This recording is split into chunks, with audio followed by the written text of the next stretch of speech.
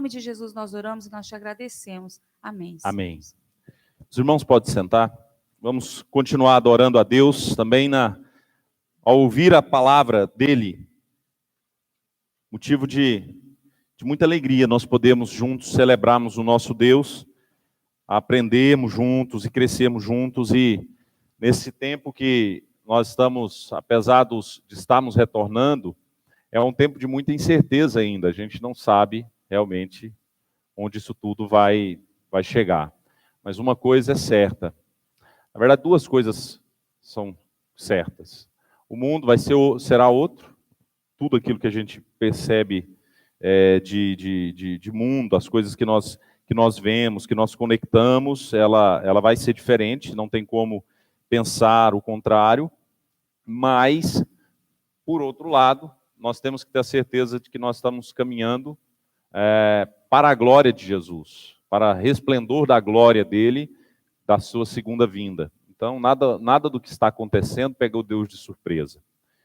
Hoje corre muito a pergunta, de que se Deus é soberano, por que tem tragédia no mundo? E as pessoas, às vezes, ao tentar responder isso, elas tomam extremos, inclusive diminuindo Deus, dizendo que Deus é pequeno, que Deus não é soberano, coisa nenhuma, porque afinal de contas nós temos sofrimento, Então Deus não está soberano sobre o sofrimento, porque Deus é amor, é bonzinho, e sempre querendo responder as coisas a partir de uma culpa indireta a Deus. Se eu não culpo Deus pelos desastres, então eu tiro dele um atributo dele, que é a soberania. Então isso é um equívoco do coração humano. Sempre que nós passamos por alguma tribulação, onde está Deus? Quem passou por isso na história recente do mundo moderno foi Friedrich Nietzsche, um filho de pastor na Europa, que ele teve a tragédia do sofrimento do seu pai enquanto ministro do evangelho dentro de uma igreja secularizada, uma igreja evangélica da época. Viu a morte da sua mãe, a morte do seu irmão, mortes trágicas por doenças e por acidente. E aí ele olhou para todo aquele cenário e falou assim: onde está Deus? Onde está Deus nesse sofrimento? Muitas pessoas, quando entram pelo sofrimento, elas têm a tendência em olhar para o sofrimento e dizer assim: olha, ou não existe Deus, ou então Deus não é todo poderoso assim. São dois extremos. Mas como que a história da Bíblia ela fala? O que a Bíblia ela fala a respeito do sofrimento? Nós estamos estudando uma carta que fala sobre sofrimento. Nós estamos estudando uma carta que ela foi escrita na eclosão dos grandes sofrimentos, de um dos grandes sofrimentos da igreja primitiva, que foi o momento da perseguição. Foi o momento que a fé daquele povo foi realmente provada. Onde não tinha mais aquela perspectiva de Jesus vindo, fazendo milagre, ressuscitando mortos. Agora o Jesus que havia ressuscitado mortos, e já tinha morrido, ressurgido e ido para o céu, deixado o Espírito. E aquela mensagem da ressurreição de mortos deu lugar agora a um povo que ia morrer. Um povo que estava pronto para morrer. Um povo que morreria pela espada de imperadores. Um povo que seria degolado. E Jesus avisou eles disso. Não pense que vim trazer paz, mas sim vim trazer a vocês espada. Vocês sim serão levados de um lado para o outro, serão condenados, serão acusados. Vocês sofrerão. O que o Evangelho nos traz é que nós vamos sofrer. É que o sofrimento ele é algo que é inerente do ser humano. O ser humano, ele vai passar por sofrimentos. E quanto discípulo de Jesus, nós não podemos pensar outra coisa. Eu quero convidar você para abrir a sua Bíblia na nossa continuação da exposição da carta de Pedro, no capítulo 4, verso 12, agora ao verso 19. Versos 12 ao 19 do capítulo 4 de 1 Pedro. 1 Pedro, capítulo 4, versos 12 ao 19. Onde a Bíblia nos diz: Amados, não estranheis o fogo ardente que surge no meio de vós, destinado para provar-vos, como se alguma coisa extraordinária vos estivesse acontecendo. Pelo contrário, alegrai-vos na medida em que sois coparticipantes do sofrimento de Cristo, para que também, na revelação da sua glória, vos alegreis, exultando. Se pelo nome de Cristo sois injuriados, bem-aventurados sois, porque sobre vós repousa o Espírito da glória de Deus. Não sofra, porém, nenhum de vós como assassino, ou ladrão, ou malfeitor, ou com quem se intromete nos negócios de outrem, mas, se sofrer como cristão, não se envergonhe disso, antes glorifique a Deus com esse nome. Porque a ocasião de começar o juízo pela casa de Deus é chegada. Ora, se primeiro vem por nós, qual será o fim daqueles que não obedecem ao evangelho de Deus? E, se é com dificuldade que o justo é salvo, onde vai comparecer o ímpio? Sim, o pecador. Por isso, também os que sofrem segundo a vontade de Deus, encomendem a sua alma ao fiel Criador na prática do bem. Esta é nosso texto, que nós vamos refletir um pouco sobre ele. Esse texto, como eu disse e tenho dito todos os nossos encontros no domingo pela manhã, ele está num contexto de perseguição. E como que nós adivinhamos isso? Tem uma bola de cristal na nossa mente? Não. No próprio texto, vai iniciar lá no capítulo 1, verso 1, que aquela igreja dá dispersão e vai mostrar vários tipos, várias cidades. E o que é dispersão? É que foram dispersos. Foram dispersos porque houve perseguição deles. Perseguiram, começaram uma série de perseguições, tanto por parte de judeus, quanto por parte do império. Começaram a perseguir aquela igreja que, na sua grande maioria, fazia parte dos gentios da época. Os judeus se achavam melhores do que eles e o império queria adoração ao imperador. E, óbvio, isso traria alguma dificuldade. Isso mostraria algum problema para a igreja. E a igreja passa por problemas, sim. E Pedro, nesse momento, ele inicia esse texto aqui dizendo uma palavra extremamente profunda para aqueles irmãos. O versículo 12 inicia dizendo, olha, amados. Aqui ele está dirigindo à igreja, ele não está dirigindo a qualquer pessoa, ele não está dirigindo ao mundo inteiro, ele está falando, amados, a igreja, ou irmãos em Jesus, não estranheis o fogo ardente que surge, não estranhe esse fogo ardente que está surgindo no meio de vocês.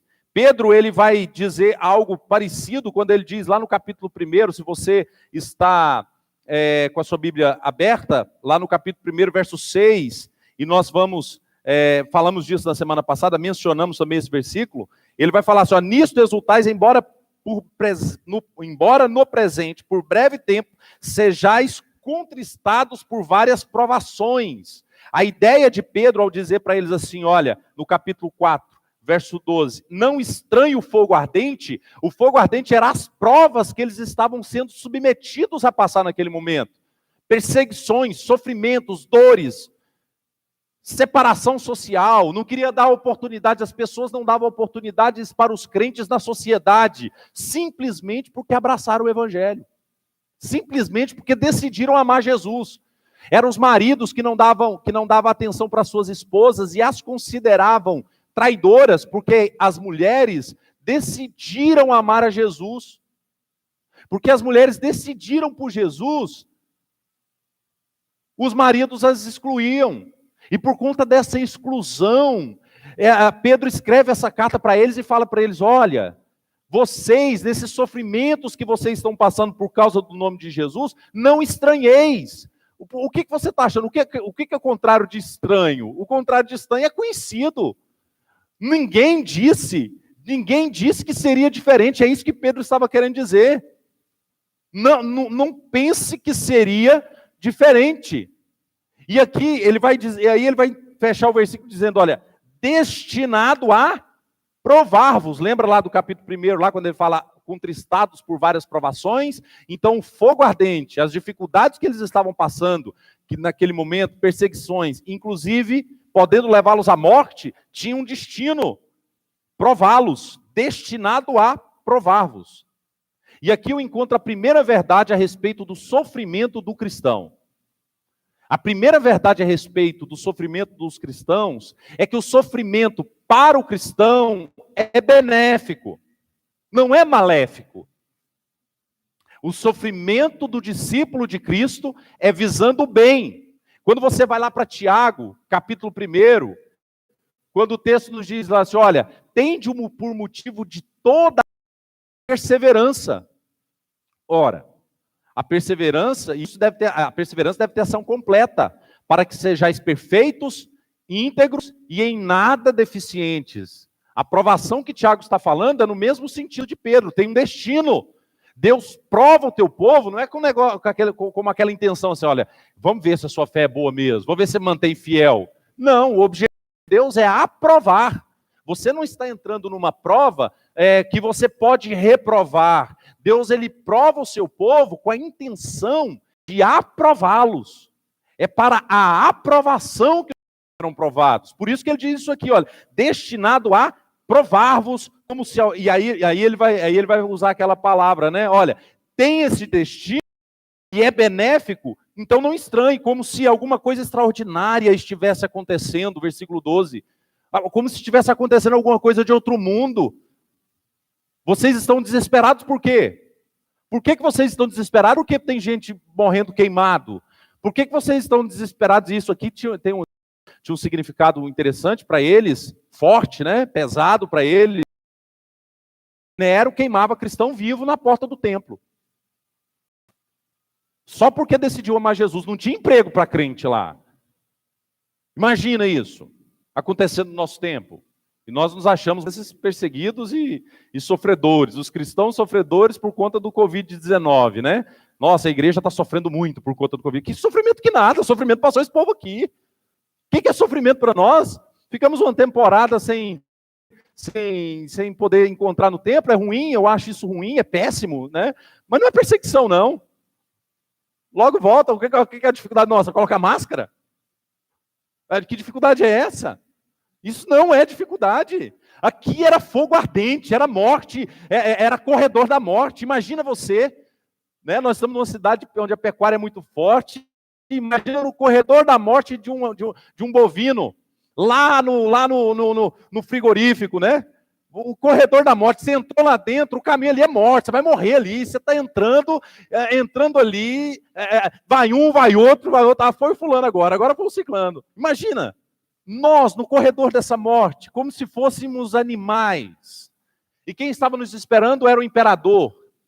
Quem estava nos esperando ali do outro lado era a perseguição religiosa. E quem está na nossa frente ali são os nossos familiares. Pai, mãe, irmãos, amigos. Ah, foi o irmão, agora é a vez do irmão fulano de tal, sendo queimado vivo lá.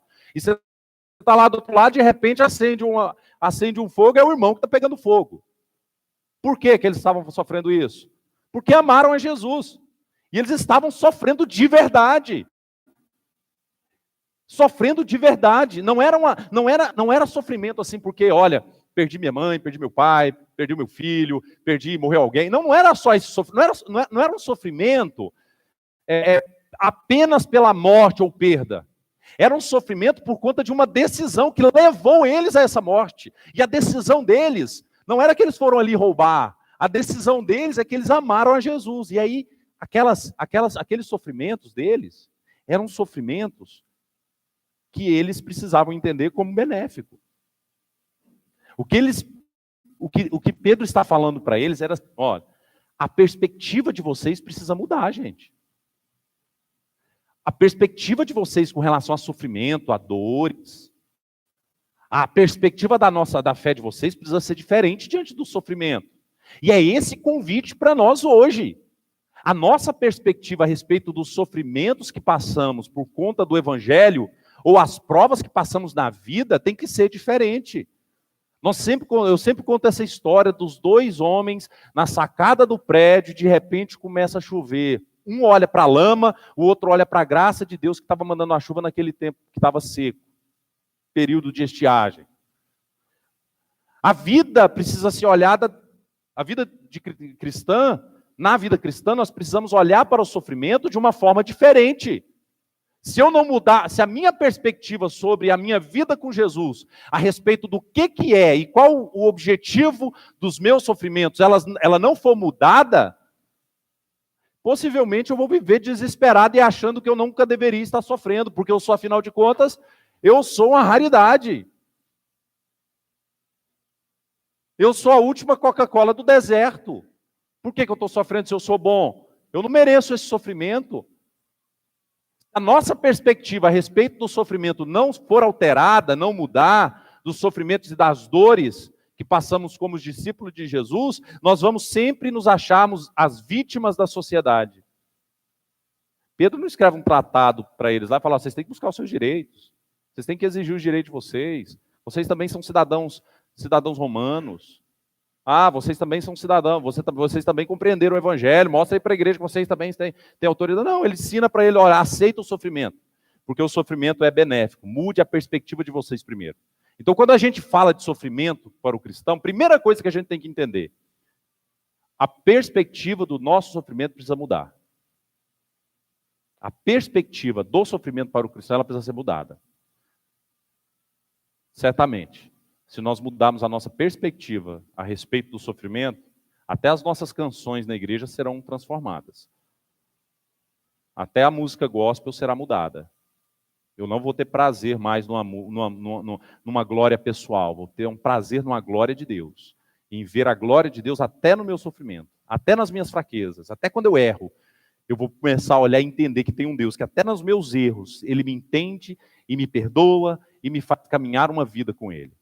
Então, quais as verdades? A primeira verdade a respeito do sofrimento é que o sofrimento ele é benéfico e nunca maléfico. Segunda verdade que esse texto nos mostra está no versículo 14 e 15. Olha só o que ele vai dizer no verso 14 e 15. Se pelo nome de Jesus, de Cristo, sois injuriados, bem-aventurados sois, porque sobre vós repousa o Espírito da glória e de Deus. Não sofra, porém, nenhum de vós como assassino ou ladrão, ou malfeitor, ou como quem se intromete em negócios de outrem. Ora, o sofrimento também ele precisa ser por Cristo e pela causa do Evangelho. Segunda verdade a respeito do sofrimento é que o sofrimento ele precisa ser sempre por Cristo e pela causa do Evangelho.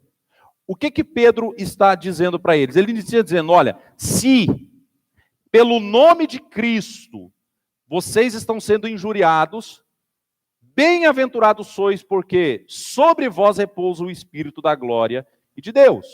O que ele estava querendo dizer? Olha, o sofrimento de vocês não estou falando de qualquer tipo de sofrimento, porque existem vários tipos de sofrimento. E ele vai mencionar alguns tipos de sofrimento que não eram sofrimentos justos, para eles tentarem entenderem que isso era benéfico. Olha só o sofrimento. Não sofra, porém, nenhum de vós como assassino. Não seja um assassino. Existe a diferença, né? E aqui é o termo do assassinar, tem o mesmo sentido do não matar dos 10 mandamentos. Os 10 mandamentos não diz que o termo lá, não matarás, tem a ver com assassinato. Tem a ver com assassinato. Ali não estava falando, por exemplo, o que faz com que uma pessoa que, por legítima defesa, acontece de matar alguém, ela não praticou o assassinato. Ela estava agindo em legítima defesa. O texto aqui está condenando o assassinato, e é a mesma raiz da ideia do não matarás, que também é assassinato. Então não seja pessoas que assassinam. E ele vai dizer mais: ou ladrão, ou malfeitor, ou como quem se intromete nos negócios de outros. O que estava acontecendo ali? A ideia de Pedro era dizer assim: olha, existem muitas pessoas também no meio de vocês que estão sofrendo por conta dos próprios erros. Porque não foi sábio nos seus relacionamentos. Porque não agiu com maturidade nos seus vínculos. Tem mulher que está sofrendo dentro de casa por conta dos erros dela. Tem maridos que estão sofrendo por conta dos erros deles. Não é um sofrimento pela causa do evangelho, provocado porque amou Jesus, mas é um sofrimento porque desonrou Jesus. Seria mais ou menos aquele sofrimento de angústia de Pedro quando ele nega Jesus. Né? Quando ele olha para Jesus, ele nega Jesus. Seria Pedro negando Jesus ali. Não sofra porque você negou Jesus, sofra porque amou Jesus e esse amor que você tem tido e tem por Jesus te fez tomar decisões as quais levou pessoas a te perseguir.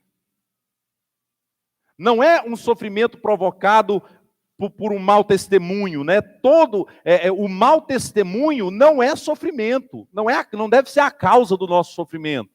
Porque as pessoas olharam para nós e nos viram mentirosos, e porque nós realmente mentimos, quando nós erramos de verdade. Aqui não estamos dizendo com relação a calúnias. Não, é quando você realmente faz o errado, quando você realmente erra. Não seja essa a causa do seu sofrimento. Não é disso que Pedro estava falando. Por quê? Porque o sofrimento precisa ser por Cristo e por causa do Evangelho de Cristo. O pessoal que Jesus adverte, os 12, quando ele adverte que eles seriam perseguidos, eles não seriam perseguidos porque eles estavam lutando por uma causa política, por um candidato. Eles não eram perseguidos porque eles estavam vestindo a bandeira da ideologia deles. Não, eles estavam sendo perseguidos porque eles amaram a verdade de Jesus, a justiça de Cristo. Porque eles, diante de um cenário de vários tipos de religiões, eles chegaram e anunciaram que o evangelho é a verdade. Diante de um cenário que tinha que se prostrar ao imperador, eles falavam, não me prostra ao imperador. Eles não estavam preocupados, a ideia de Jesus era falar assim, olha, você não tem que preocupar com a tua reputação, não é isso que tem que fazer você sofrer, você não tem que preocupar com o bem, a ideia não era assim, o bem do outro, mas como benefício próprio, que as pessoas me reconheçam, e porque as pessoas não me reconheceram, não me elogiaram, não foram gratos comigo, por isso eu me sinto contrariado. Não é esse tipo de sofrimento. O sofrimento ali que ele estava dizendo era assim, olha, o sofrimento porque você amou Jesus. O sofrimento precisa ser por causa de Cristo e a causa também do evangelho dele. Mas o versículo 16 e 19 vai mostrar outra causa, que ele diz assim, mas se sofrer, como? Então tem que ser pela causa de Cristo, né? Mas então, se você sofrer como cristão, não se envergonhe disso. Antes, glorifique a Deus com esse nome. O texto aqui vai começar a dar outro aspecto do sofrimento. Ora lá, vamos recapitular. O sofrimento, primeiro, é benéfico. Segundo, o sofrimento precisa ser por causa de Cristo e do seu evangelho. E terceiro, o sofrimento é para a glória de Deus, não a minha glória. É para o meu aperfeiçoamento, mas para a glória de Deus. Por isso que ele diz assim, olha, se você sofre por causa de Cristo, do teu evangelho, como cristão, não se envergonhe, antes glorifique a Deus. O sofrimento visa a glória de Deus. O sofrimento visa a glória de Deus. E ele vai dizendo isso, olha, não tenha vergonha disso. A ideia dele era dizer assim, por mais que você vai ser visto como um tolo, se alguém te ferir uma face, você vai ter que oferecer a outra. Por mais que você vai ser visto como alguém que não ama a si mesmo, né? E as pessoas, elas têm essa ênfase, né? Lendo o livro do Edward Welch, ele diz assim, no livro dele, quando as pessoas são grandes e Deus é pequeno na nossa vida, ele vai dizer que existe uma ênfase no nosso tempo, que é a ênfase do amor próprio. Todo mundo agora quer amar a si mesmo. Às vezes a gente até muda um sentido de um versículo da palavra de Deus, que é o resumo de Jesus para os 10 mandamentos, quando ele diz, amar o próximo como a si mesmo. E aí muitas pessoas interpretam dizendo que nós temos que primeiro amar nós mesmos para amar o próximo. O que Jesus estava dizendo é que o ser humano ele tem a tendência de se amar demais.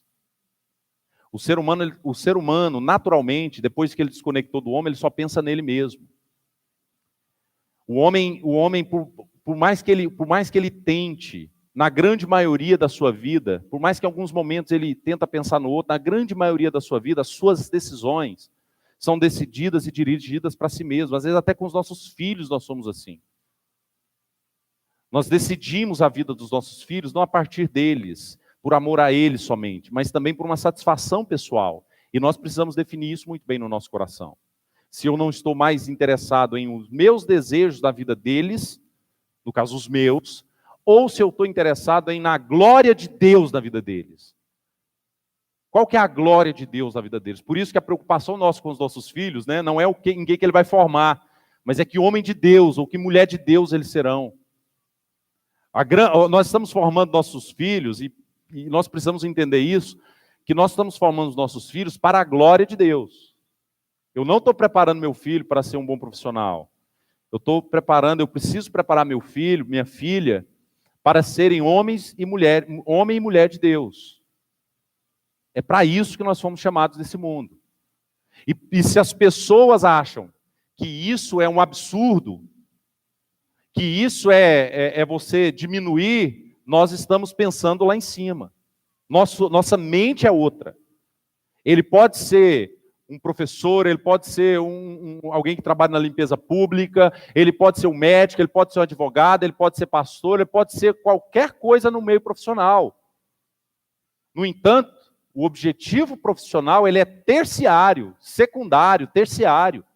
Porque o objetivo final, principal, é a glória de Deus. Eu tenho que criar meus filhos para a glória de Deus. Eu tenho que criar meus filhos para a glória de Deus. E o que fica muito em questão hoje, quando a gente fala assim, olha, se você está sofrendo, ofereça outra face. Se você está sofrendo, se alguém te ofendeu, ofereça perdão. Essas pessoas são vistas como bananas. Muitas pessoas acham essas pessoas que agem assim, oferecendo a outra face, como trouxas. O convite de Jesus para nós não é sermos os babacas da sociedade, os trouxas da sociedade, os bananas da sociedade. O convite de Jesus para nós é para nós expressarmos na nossa vida o amor dele. Para nós, até quando formos falar ou questionar, sabemos como falar e como questionar. Quando formos apresentar a verdade, sabemos apresentar a verdade sempre em amor. E ele diz, olha, esses sofrimentos que vocês estão passando, não se envergonhem disso, não tenha vergonha. E aqui ele está usando tempos extremos. Não tenha vergonha de ser crucificado como um malfeitor.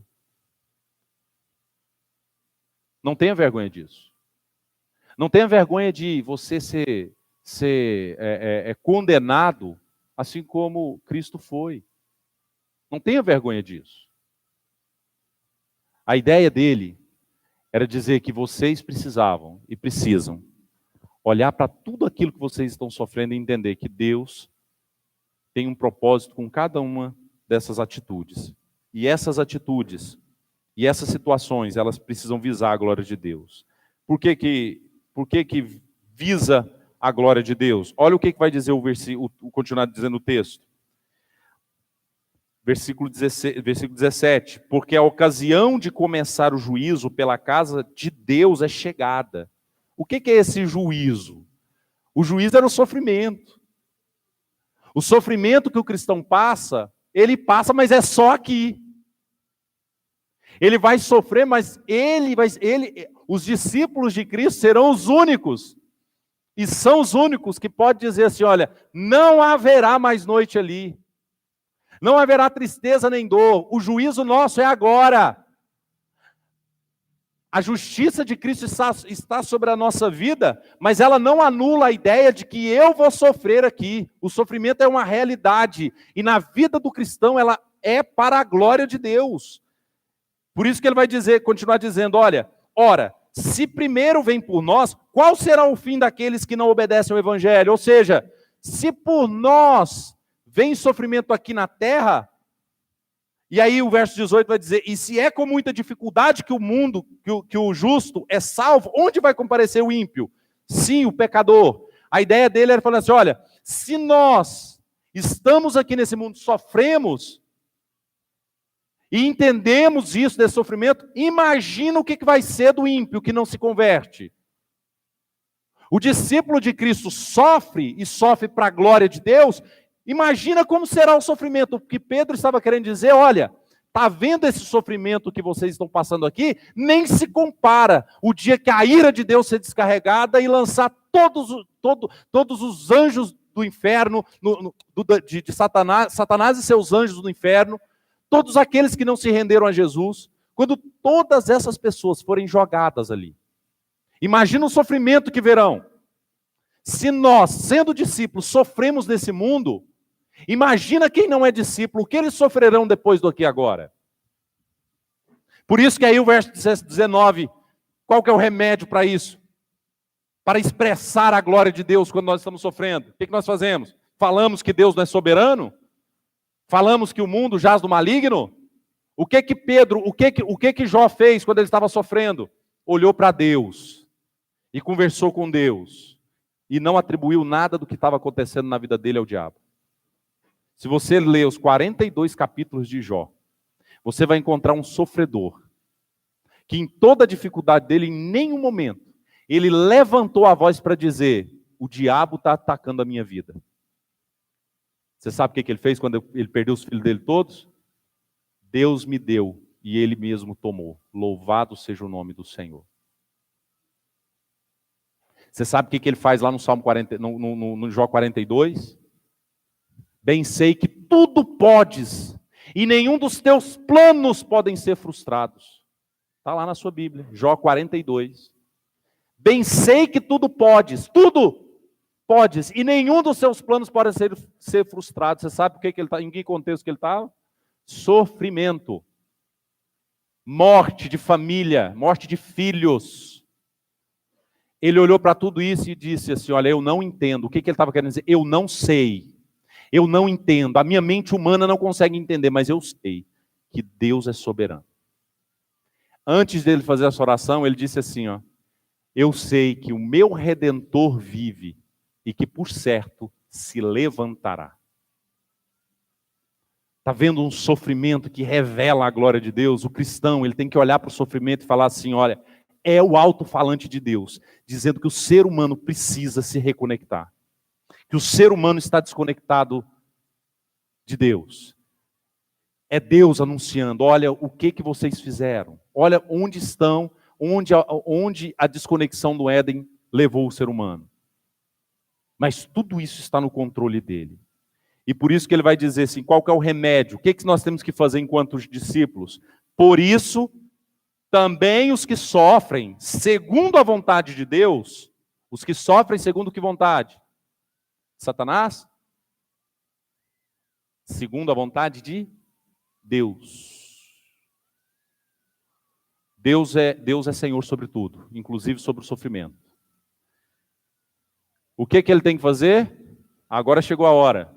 Encomendem a sua alma ao fiel Criador. Nós podemos encomendar nossa alma também ao fiel Criador. O que é a ideia do encomendar a alma? A ideia é assim: olha, se entregue totalmente ao Criador. Se entregue diante do sofrimento, tenha a vida inteira para o Criador. Entregue seu corpo e alma ao Criador, sua mente e coração ao Criador, ao fiel Criador, fiel. E o que você faz diante disso? Em praticar o bem. Você olha para ele e vê ele como referencial de bem e se entrega para ele e pratica o bem que é bem dele. Hoje nós achamos que bem é fazer boas obras. Boas obras são importantes, foi para isso que nós nascemos. Mas Agostinho de Hipona disse algo extremamente interessante. Ele disse assim, ó: começar a confessar as más obras é o princípio para você começar a fazer as boas obras. Confessar as más obras é o pontapé inicial para você começar a fazer as boas obras. Confessar o quanto você é mau. Confessar o quanto você precisa do eterno. Confessar que sua mente e coração, seu corpo e sua alma precisa dele. Precisa e depende dele. E você se entregar totalmente a ele. Essa é a prática do bem. A prática do bem é uma reconexão com o que é bem, com o que é bom. E esse é só Deus. Deus é a personificação bem. Jesus é o resplendor da glória de Deus que veio ao mundo. E é por meio dele que nós temos esse acesso. É por meio dele que nos reconectamos. De que forma que nós podemos aplicar isso ao nosso coração? Todos sofrem, mas apenas os discípulos de Cristo glorificam a Deus com seus sofrimentos. Todos sofrem, mas apenas os discípulos de Cristo glorificam a Deus com seus sofrimentos. E aplicando isso ao nosso coração, em primeiro lugar, você pode sofrer, mesmo que você seja discípulo, aprenda isso. Não importa se você aceitou Jesus, entrou no barco aí de ser aceito por ele, e agora você é cristão, não se iluda nessa teologia de que vai dar tudo certo agora na sua vida, seus problemas acabaram. Não se iluda com isso. Jesus diz, no mundo vocês terão aflição, mas tendem bom ânimo, eu venci isso. E diante do cenário de dor e de luta, Ele está aperfeiçoando a nossa vida. Segunda coisa que nós precisamos aprender. Mau testemunho não pode ser a razão das nossas perseguições, dos nossos sofrimentos. Mau testemunho não pode ser a razão do meu sofrimento. Eu não posso sofrer porque eu não pago conta. Eu não estou sofrendo perseguição de ninguém porque eu não cuido da gestão de pessoas, dos meus relacionamentos. Esse não é o meu tipo de sofrimento. Mas se você errou, e se você pecou, saiba que você tem perdão diante de Jesus também. Por isso, se entregue totalmente a Ele. Se entregue totalmente à pessoa de Jesus. Encomende a sua alma a Ele. Encomendar a alma é se entregar totalmente. É se colocar em prontidão. Senhor, toma minha vida e coração. Vamos colocar em pé e vamos orar?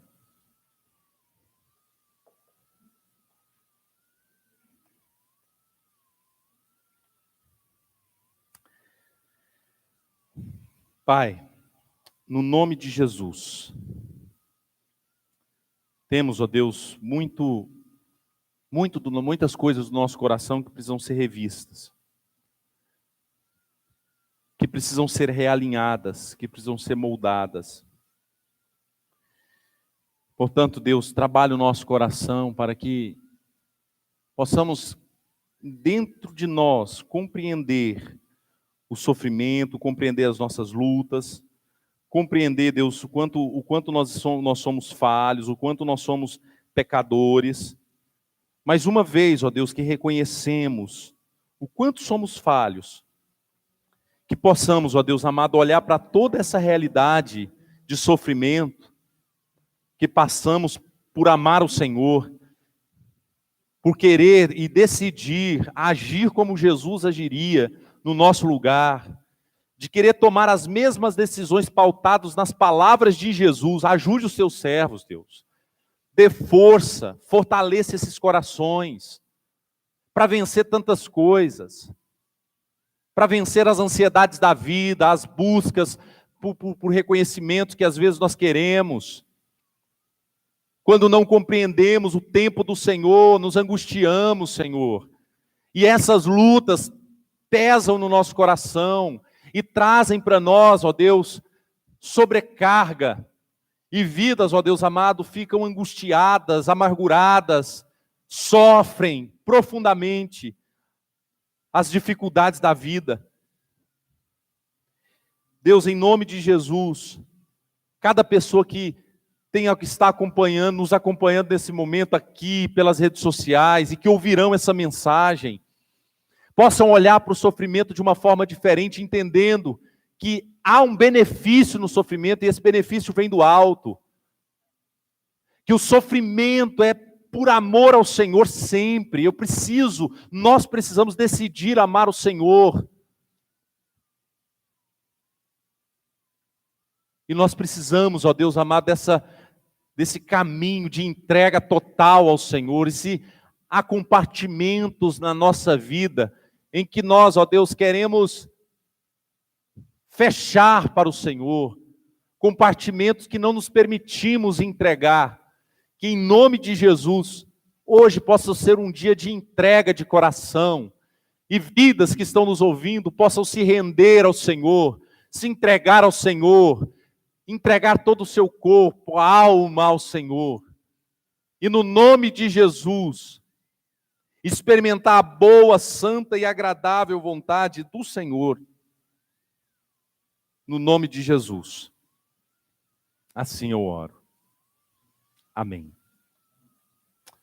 Deus nos abençoe, Deus guarde muito a vida de vocês, as pessoas que nos acompanharam, Deus abençoe a todos. Hoje às 19 horas nós estaremos juntos, mais uma vez, para adorar o Senhor, e também as pessoas que não puderem estar presentes, estaremos pelo YouTube. Grande abraço.